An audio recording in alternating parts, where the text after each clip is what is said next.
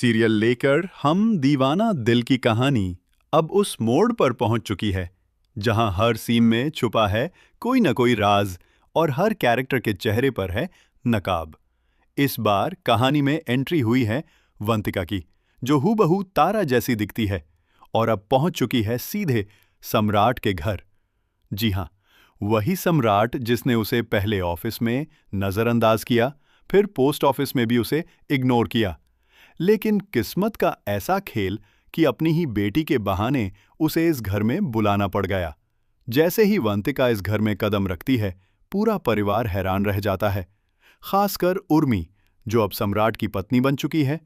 उसका चेहरा डर से सफेद पड़ जाता है, क्योंकि अब तक तो उसे सम्राट पूरी तरह मिला ही नहीं था और अब सामने आ गई है सम्राट की बीती मोहब्बत की परछाई। इसी बीच एक और बड़ा खुलासा होता है, वंतिका की जल्द होने वाली सगाई। और हैरानी की बात यह है कि उसकी सगाई सूरज से तय है। सम्राट को अभी तक इस बात की भनक तक नहीं है, लेकिन जैसे ही वंतिका और सूरज एक साथ नजर आएंगे, सम्राट का दिल जरूर चकनाचूर हो जाएगा। वहीं दूसरी ओर सूरज की मौजूदगी वंतिका को अजीब सपनों में खींचती जा रही है। बार बार वही पुराने लम्हे, वही एहसास, जैसे तारा का अतीत वंतिका के जहन में लौट रहा हो। क्या ये सिर्फ एक हमशक्ल है या कुछ और? कहानी यही नहीं रुकती।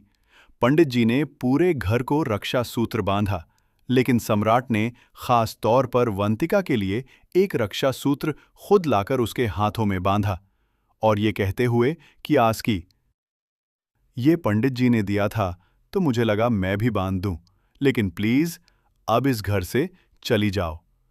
पर वंतिका ने जो जवाब दिया, उसने सबको चौंका दिया। उसने कहा, मैं तो अब यहीं रहूंगी, सिर्फ तुम्हें परेशान करने के लिए।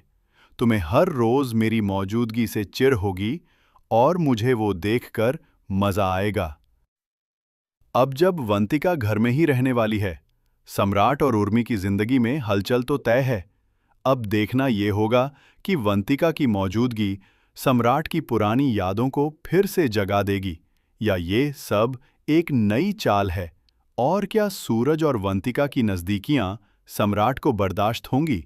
आगे क्या होगा, ये जानने के लिए जुड़े रहिए और इस कहानी के हर ट्विस्ट को मिस मत कीजिए।